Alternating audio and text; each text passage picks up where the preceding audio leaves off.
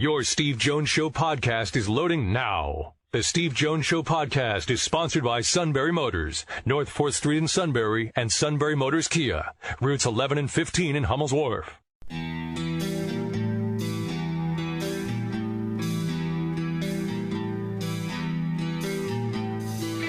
Sports talk where your voice counts. This is the Steve Jones Show on News Radio 1070 WKOK.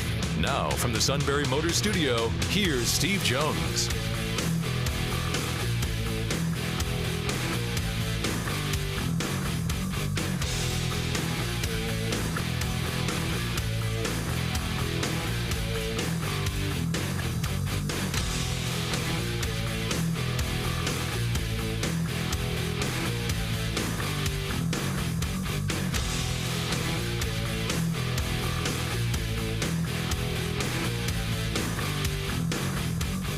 Good afternoon, everybody. It is the Steve Jones Show on a Wednesday on News Radio 1070 WKOK. Matt Catrillo here with you, filling in for Sean Carey for the rest of the week. Sean will be back to the show on Monday. Today's show brought to you by Sunbury Motors, 4th Street in Sunbury, Sunbury Motors Kia, routes 11 and 15 in Hummel's Wharf. Steve Jones joining us momentarily from the Sunbury Motors studio. Be sure to check the show out on Twitter at Steve Jones PSU. We're at Steve Jones Show on Facebook and also SteveJonesShow.com. All those avenues give you the latest news and sports news, Penn State news, all that good stuff. What's going on, Steve? Steve Jones. I know. Okay, great. This is a huge news day in a lot of different ways. So we'll start with the obvious one, even though it's 8 years in the making. And then we'll get to stuff that's more immediate and actually has a greater effect on the fan base than the first one. Well, the first one is the United States-Mexico-Canada World Cup bid being successful. Morocco, for the 5th time, is the runner-up. They just don't know how to bribe correctly in Morocco. But yes, FIFA claims they used a more transparent bidding and voting system this time.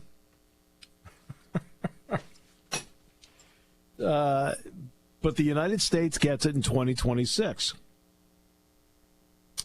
Essentially, I mean, Mexico and Canada. They're going to expand the field from 32 to 48. There are going to be 80 matches. 60 of the 80 are going to be here in the United States. There'll be 10 in Canada and 10 in Mexico. And that's the bid. I've always felt the World Cup economically did more for a country than the Olympics.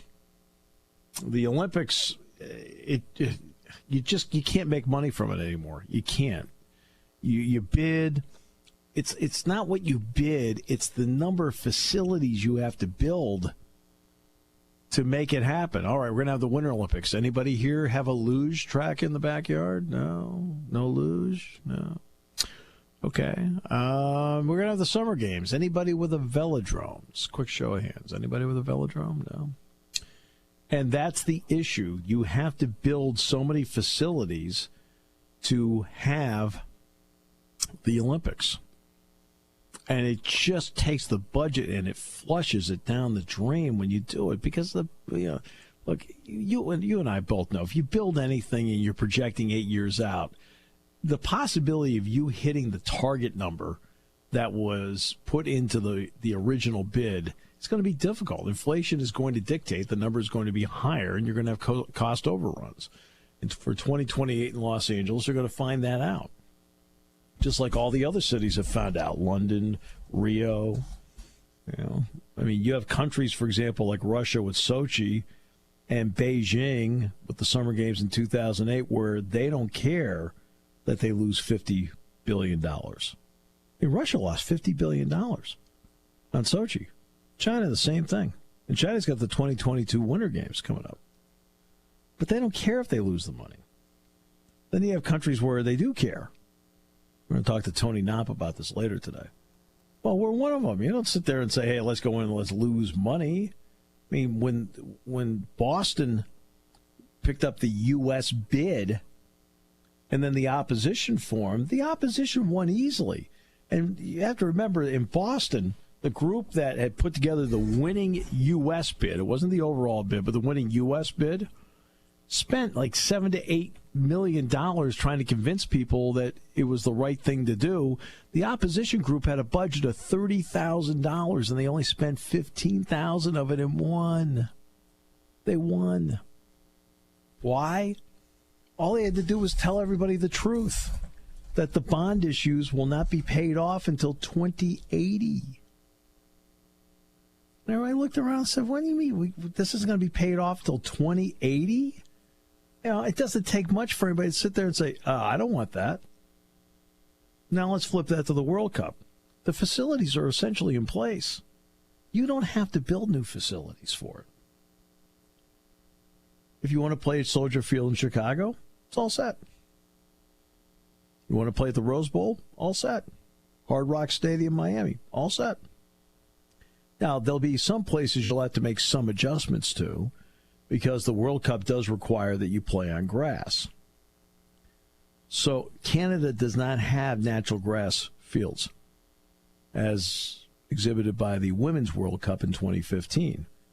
That was the one where Abby Wambach talked about discrimination from the men's to the women's games because they're playing on field turf and so forth, until finally somebody pulled her aside and said, Abby, Canada's the only one that bid. What? Canada is the only one that bid. I think you should be more grateful. And then she was like, well, changed her tune. Well, for the Men's World Cup, they aren't the only one that bid. Obviously, there was a bidding process here. And what they'll do with any Canadian field is the same thing they'll do with the championship match. The championship match is in all likelihood going to be at MetLife Stadium just outside of New York City over in Jersey, where the Giants and Jets play. They'll have to bring in trays of grass and lay down a grass surface. That's an expense. After that, there's no other real out-of-this-world expense to host the World Cup. You have the facilities already in place. Now, some will need grass, not planted, but brought in and installed. Yes. So in Dallas, for example, they'd have to do that. MetLife Stadium, they'd have to do that. I don't know if the new Los Angeles facility where the Rams and Chargers are going to play, if that is going to be field turf or grass, I don't know. But you would assume if they're not going to use the Rose Bowl, that would be the other place they'd go. But if they wanted to play in Denver, Chicago, Miami, those are all grass fields. All grass fields. Baltimore's gone back to being a grass field. Lincoln Financial Field, too. Lincoln Financial Field, FedEx Field in D.C., Landover. I mean, these are all grass fields. Now, you go to Kansas City. You want to play in Arrowhead Stadium. I think Arrowhead Stadium can do it. But that's a grass field. So you can do, so the United States has that in place. And in Mexico City, a huge stadium. Azteca Stadium, huge. It's natural grass. Monterrey. So you don't have the facility expenditures that then take your bid and blow up your budget. The Olympics, because of everything you have to build, just the building part blows up your budget. World Cup doesn't. And then you have all these people pouring in from all over the world to watch their teams play. And there's an economic benefit to all the cities that host. And it benefits many, many more cities within a country than does the Olympics, which benefits a city, a region. So the World Cup is something I've always heartily endorsed getting, as opposed to the Olympics. The Olympics, too expensive and too confined to benefit. World Cup facilities already in place, thus in the end less expensive, and multiple cities within a country get the benefit of hosting it. Pretty simple. Now that's one. We're not even close to being done on the news of today. Not even close. I'll do a couple of the first. Kyle Vasey getting a scholarship. Walk-on long snapper, short snapper. Did a great job last year. Does everything you could possibly ask for. Yesterday, James Franklin gave him a full scholarship. Yesterday at the Capitol, Zane Rutherford, Nick Nevels, Cale Sanderson there, honored by the state legislature, along with Patrick Chambers, John Hara, and Lamar Stevens. It was Penn State Day at the Capitol yesterday. Congratulations to them. In fact, I understand Cale drove because he's been there so many times to accept all the other years. He knew how to get there. No, I'm just kidding. Then Zane Rutherford and Haley Washington both receiving their Big Ten honors, which was announced this week. Awesome. I got to know the two of them a lot better from interviews that I did with them for that segment on the football show. If you watch the football show, Unrivaled, there's a segment in there entitled Roar. I'm actually the writer and producer of that. A lot of people don't know that, but I am. And so I sat down with Zane and with Cale Sanderson. And Zane's a lot like Cale. It's just a down-to-earth, outstanding young man. Great in the classroom. Obviously the best wrestler pound for pound there is in collegiate wrestling. He's proven that the last couple of years. And he's just on a day-by-day, match-by-match, in-life basis. He's great to talk to. Great personality, funny, great sense of humor. Same thing with Cale. Cale's got, that's one thing people don't realize. Cale has a great sense of humor.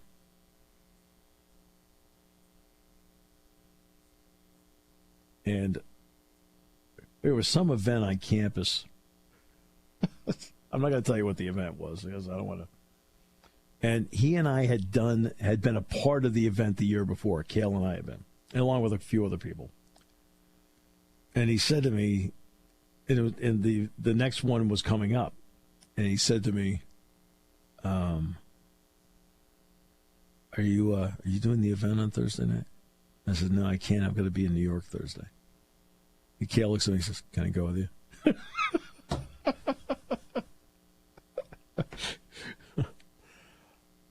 Then Haley Washington, women's volleyball. Now, obviously, Zane just excels on the mat. So does Haley Washington on the volleyball court. But she is a voracious reader. She loves books. Haley Washington eats up reading, loves books. So we did her interview in the stacks at Petit Library. Now, while they were setting up and so forth, she said, "Hey, let me show you some of my favorite books." Right? So she brought me over and she showed me this book and that book. And then she handed me one. She says, "Look at this one." She says, "Can you believe it? You can read Plato." Right? So I opened it up for about 5 to 10 minutes. I paged through and read a little bit. And I thought to myself, if anybody saw this, they would think, okay, what doesn't fit here? Right? That's not a media guide. Steve Jones is reading Plato. Well, yes. Yes, I am. That's because Haley Washington said, "Hey, try this out. You should look at this." So congratulations to both of them. Now, 2 big rule changes coming up for football. And I don't mean on the field. These are off-the-field changes. We'll talk about that in a moment on News Radio 1070 WKOK.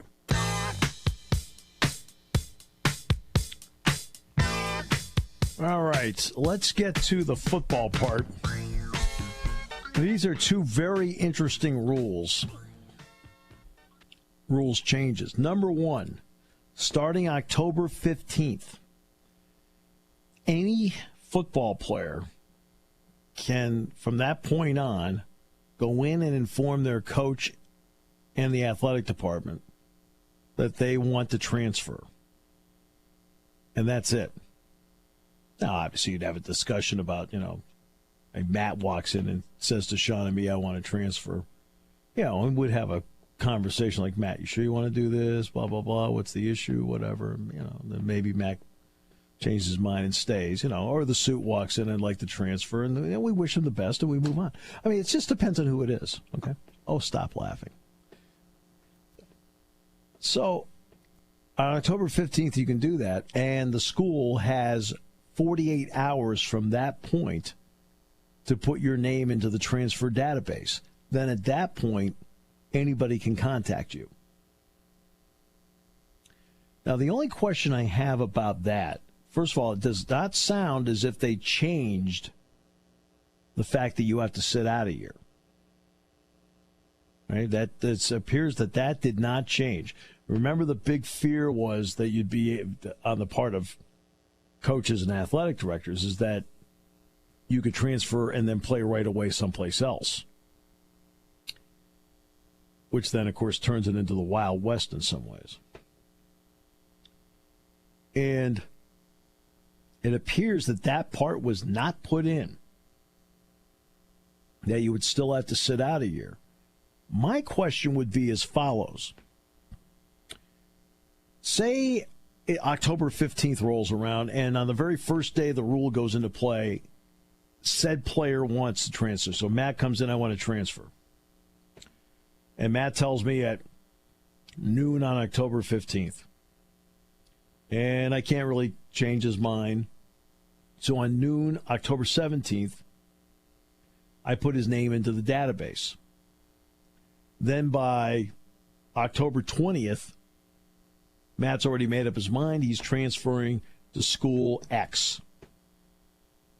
My question would be, and then he enrolls right away in school at school X. My question would be, if he gets in and is enrolled and finishes the semester, because I don't know what late entry or whatever places happens to be, some places are different. Would you be allowed to play October 20th the next year? I don't know. That would be the one question I would have. So it really does take off the table the Bo Ryan stuff of, yeah, okay, I'm going to give you need my permission to transfer. Oh, and you can't, and remember, Bo picked 26 schools that Jarrett Udoff could not transfer to. That takes all that off the table. Now the second rule, this is under the idea of competitive. You are allowed to play 4 games in a season and still retain a redshirt season. And those 4 games can be anywhere. So let me give you an example. Let's take Penn State, 3 non-conference games. Matt's a freshman. I could play Matt in the first 3 games of the season I want. Or I can play him in game 1, game 6, game 9, whatever. But for continuity, let's play him in the first 3 games of the season. Now I go to play a bowl game. I can play Matt.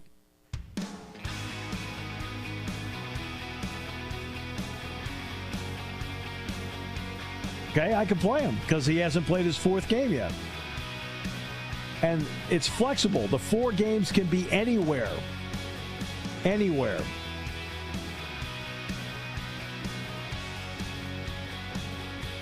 Now here's the next one. This was not a day short on news, people. Here's the next one.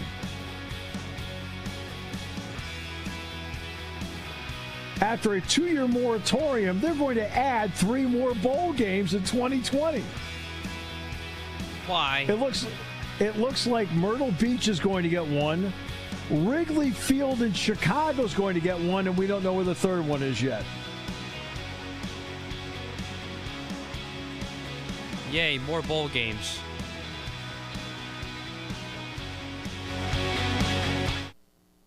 Taking your calls at 800-795-9565. This is the Steve Jones Show on News Radio 1070 WKOK. Now from the Sunbury Motors Studio, here's Steve Jones.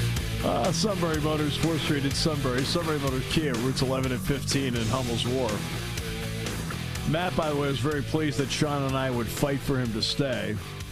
I appreciate that. He seemed taken aback that we would flip a coin to see which one of us got to drive the suit to the airport.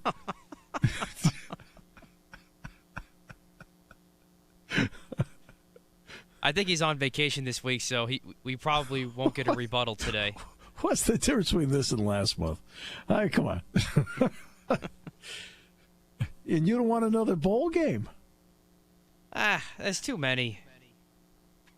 If they meant something, sure, I'll be honest with you. The idea of freshmen who are redshirting being able to play in a bowl game actually might bring some intrigue to watching the bowl game. And it could benefit those teams in the future because you get those guys experience in playing in a quote-unquote postseason game. Right. I mean, and look, there's certain people, for example, like Saquon, who played as a freshman, Miles Sanders played as a freshman. But it would have been interesting maybe to watch Juwan Johnson, for example, play in the Tax Slayer Bowl. Right? Because you'd have the... again, you could under this rule, you can play them any way you want. And it's a rule we were expecting to happen. But if you want to play somebody in Game 2, Game 6, Game 8, and in the bowl game, you can do that. Nick Saban will still find a way to keep his guys, though. Oh, but that to me, that's a way of keeping them. That little carrot, that you might be able to play and not lose your eligibility by playing in a bowl game. Now, the transfer thing... That's giving everybody more leeway. And it's, again, and this doesn't go into effect until October 15th, but then at that point, and I think they picked October 15th because they were trying to pick a spot that was after classes were deep enough. We just can't go to a school and then suddenly, hey, good news, I'm going to be here the next 5 weeks. And I'll be eligible a year from that day. I think that's one of the reasons why they picked the 15th to start this cycle. But I mean, what's to keep somebody in 2019 from going through camp, looking around at September 5th and saying, you know what, I'm out of here. And by September 10th, because you have to have it in the database by the 7th, by September 10th, suddenly you're at School X. What's to keep you from enrolling at School X, finishing the semester, and then on September 11th the next year in 2020, you're eligible to play? Right? We can do that. We'll see. So that is, those are the big ones. And as for the bowl game, Chicago, Myrtle Beach appear to be two of the three. The third one, I don't know. Chicago would be at Wrigley Field. The Cubs really pushed it because the Cubs saw what the Cubs saw what the Yankees were doing at the Pinstripe Bowl. They saw what the 49ers were doing with the Foster Farms Bowl. They wanted to get involved and have their own bowl game and bring it to Wrigley Field. All right, with that, we'll bring in somebody who would know all about that and more. The outstanding play-by-play voice at Northwestern football, basketball, one of the really great guys out there, Dave Eanet. Dave, it's always great to hear you on the other end. Steve, good to talk to you. Let's start with Hunter Johnson. This is what did it mean to the Northwestern community to have a guy that had been a 5-star, started out at Clemson, and said, you know what, I'm going to go someplace else, and you know what, I picked Northwestern. Well, I think it's a huge get for them from a couple of standpoints. They haven't exactly had a parade of 5-star kids come into Evanston. Now that said, they've managed to do pretty well with kids that, as Pat Fitzgerald likes to remind people, weren't necessarily rated real high by the recruiting experts. And he's always publicly taken the stance that he doesn't put a whole lot of stock in the stars that the recruiting experts hand out, whether it's a 3-star, 4-star, or whatever. However, he's had 2 5-star kids come in. One was Kyle Prater, wide receiver, who was from the Chicago area and who transferred back to Northwestern from USC. Right. And never really took off, I think, the way they had hoped he would. It was a nice contributor for them. But still, anytime you get a player like that, obviously you want to take him.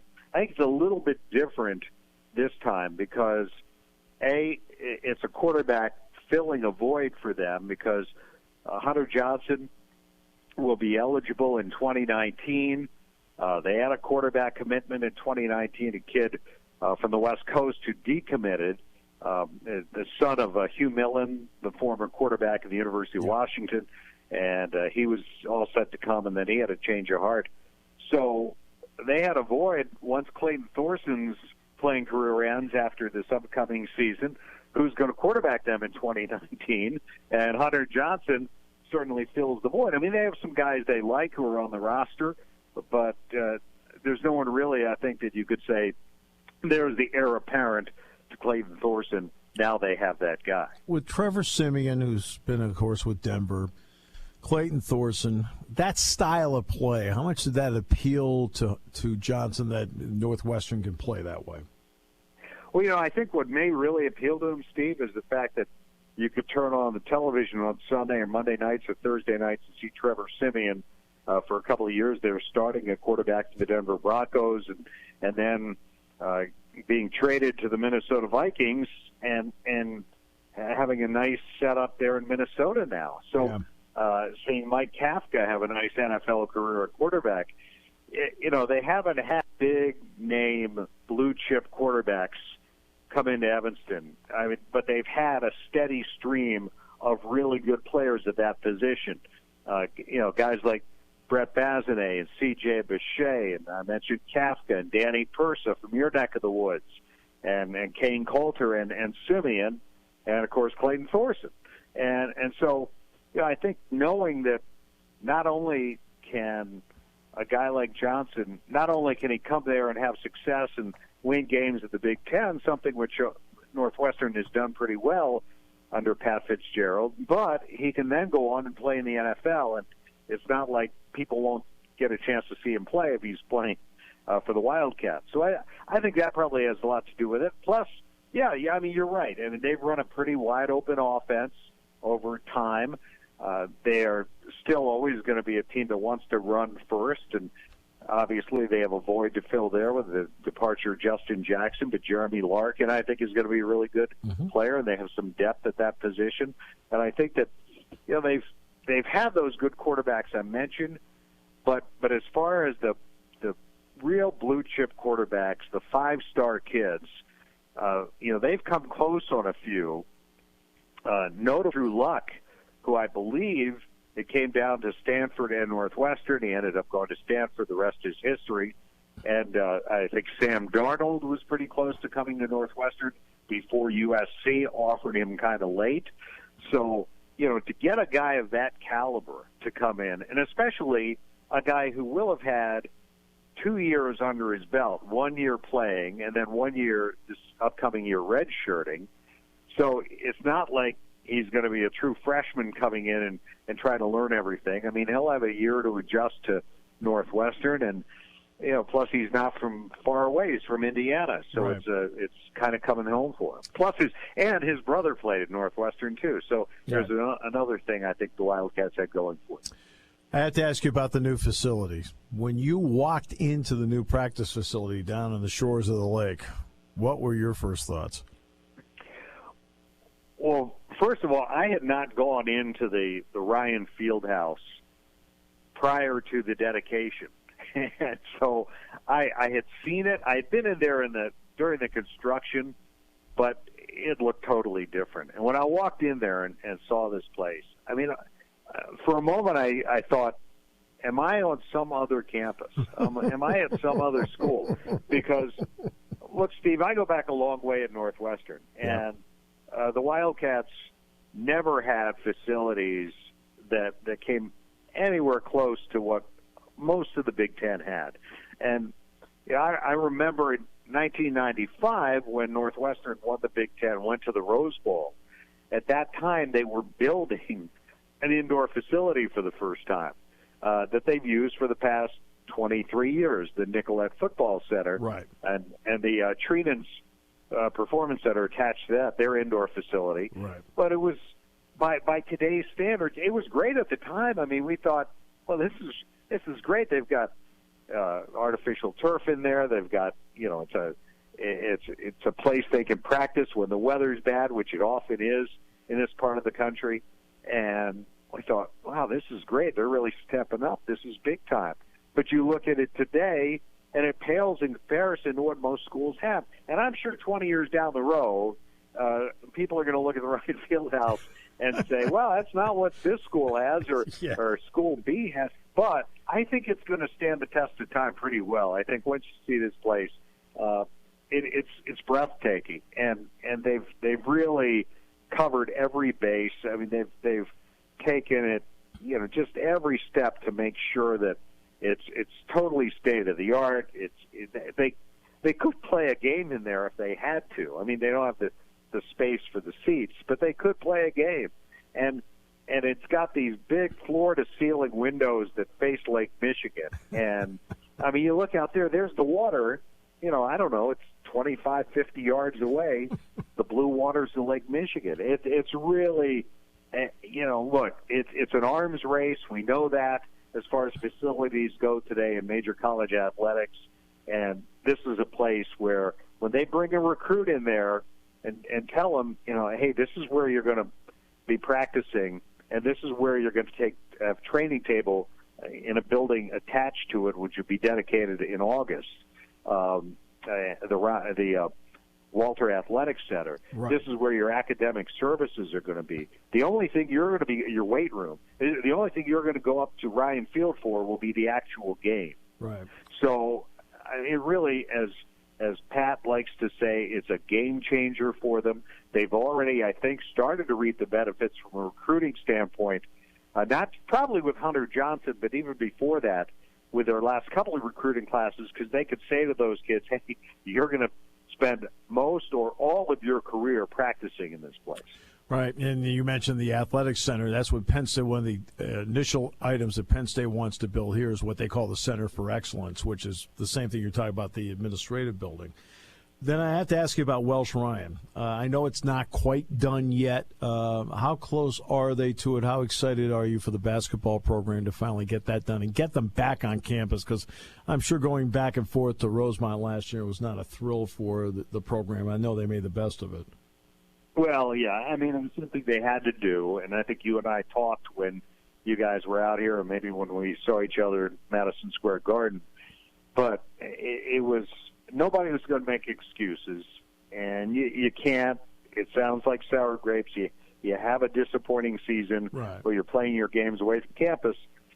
There's no question, though, that it derailed them. It took away the momentum that they had built with that great season in the 2016-2017 NCAA tournament campaign. And, I think this is going to be a state-of-the-art facility. Not going to be big. It's probably going to be a few seats less than in the old Welsh Ryan Arena. I don't think anybody's going to complain about it because the concourses will be wider. You know what it's like when that place is full to try to walk around in there. Now it's going to be more spacious. They've improved concession, all the fan comforts and media comforts, by the way, concessions, restrooms, that sort of thing. They want to keep the intimacy that the old place had, and I think they're going to manage to do that. As far as I know, Steve, they're right on schedule. They're going to be ready to go November 2nd, I believe, right around that is when they're going to open it up. So it's great. I mean, it's what they needed to do. They needed to have the success they have had under Chris Collins to get it done, and I can't wait to get in there. And yes, not traveling to Rosemont won't be a bad thing at all for this program. I understand that. One final question, and then I'll let you go, Dave. First of all, it's great catching up with you. Same here. And that deals with, they announced today that after a 2-year moratorium that they want to add 3 more bowls. One of them is in Chicago at Wrigley Field. What are your thoughts on that? Because Northwestern's had to play at Wrigley, and I remember one year it was not quite right where everybody had, I think you were playing Illinois, and you had to keep going at the same end zone, which cost the 50-yard line, if I remember correctly. That is correct. Well, what they did was they each team started with the ball. The team that had the ball moved east to west. Yeah. They went towards the west end zone where there was a little more room. And what happened was that it was the day before the game. This was in 2010. It was the day before the game at Wrigley. Everybody had signed off on this, but both the schools, I think the Big Ten, but they took a look at it the day before the game and decided that it was not safe to have teams going towards the east end zone with that ivy-covered wall. Right. At that point, well, even if the ivy's there, it doesn't matter because there's no padding behind it. But it's still bricks. There's bricks. I mean, I think they put some padding up, but it was like there wasn't enough space from the end line to the wall to make it safe. What's happened since then, and that's the only time in my lifetime they've played there, by the way. Okay.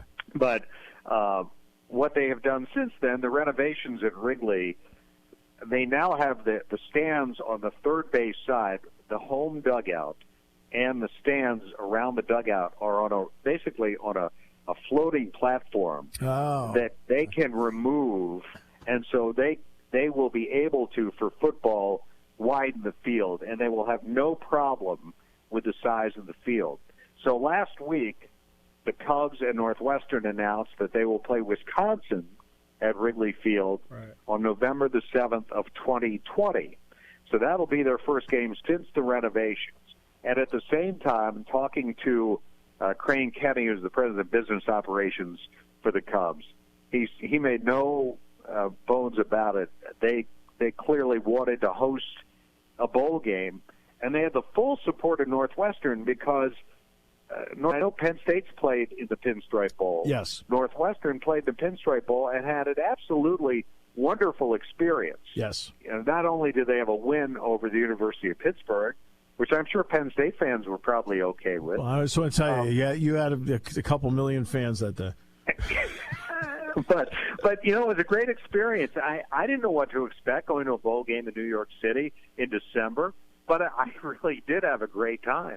And I think the Cubs are hoping that they can create that same kind of environment at the field. And look, we've seen bowl games in cold weather cities, and you can do it. It can be successful. And I think, especially at a place that's considered a shrine like Wrigley Field, like Yankee Stadium, I mean, I think they feel they can be successful with it. So I'm excited. I'm glad they're going to do it.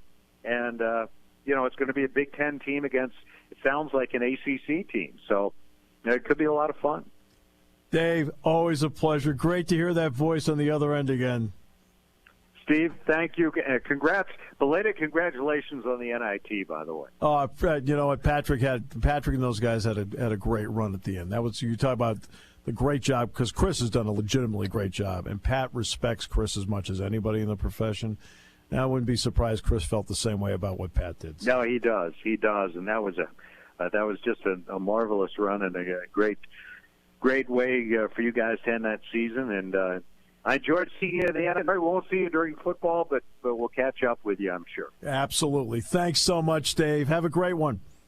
You too, Steve. Thank you. Dave Eanet, the outstanding play-by-play voice of Northwestern football basketball. We'll come back. Tony Knopp, CEO of Spotlight Ticket Management, in the next half hours. We continue on News Radio 1070 WKOK, brought to you by Sunbury Motors.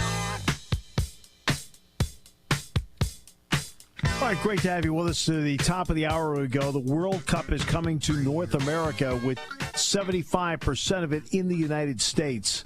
Of the 80 matches that will be played in 2026 in an expanded 48-country format, the 60 of the 80 will be in the U.S., 10 in Mexico, 10 in Canada. It is expected it will make a profit. Again, you don't have to pour money into facilities, which, of course, lead to cost overruns. And there are enough new stadiums now in this country, or remade stadiums. I mean, MetLife Stadium, relatively new. Jerry World, relatively new. They just redid Hard Rock Stadium in Miami. Los Angeles is going to have a new stadium for the Rams and the Chargers that I'm sure can host soccer, plus the Rose Bowl, even though it's an older facility, it can easily accommodate soccer and also 95,000 fans.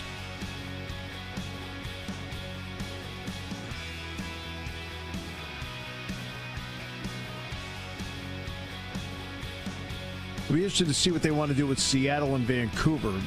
10 of the matches will be in Canada. The Pacific Northwest is an incredible soccer hotbed between Portland, Seattle, and Vancouver. Portland doesn't have the facility to host it. Seattle and Vancouver do. Tony Knott next half hour on News Radio 1070 WKOK, brought to you by Sunbury Motors.